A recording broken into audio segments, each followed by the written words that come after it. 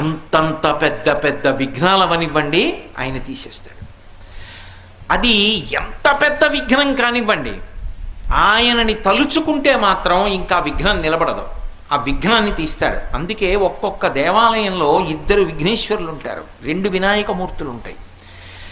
ఒక శివాలయంలో ఒక శివలింగమే ఉంటుంది, ఒక్కొక్క శివాలయంలో 1 కన్నా ఎక్కువ శివలింగాలు ఉంటాయి. అప్పుడు ప్రదక్షిణంలో పానవట్టం దాటచ్చు. సరే, ఇప్పుడు శైవాగమానికి సంబంధించిన విషయం ఎందుకు, కానీ వినాయకుడు సాధారణంగా ఒక్కడే ఉంటాడు, ఉండాలి కూడా.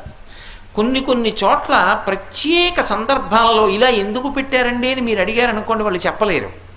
కానీ ఒక్కొక్క చోట ఒక్కొక్క ప్రత్యేక సందర్భంలో 2 వినాయకులు ఉంటారు. 2 వినాయకుల్ని ఎందుకు ప్రతిష్ఠ చేస్తారంటే అన్ని చోట్ల చేయకూడదు, అలాగా ప్రత్యేక కారణానికి చేస్తారు. ఒకరిని విఘ్నరాజు అని పిలుస్తారు, ఒకరిని విఘ్నేశ్వరుడు అని పిలుస్తారు.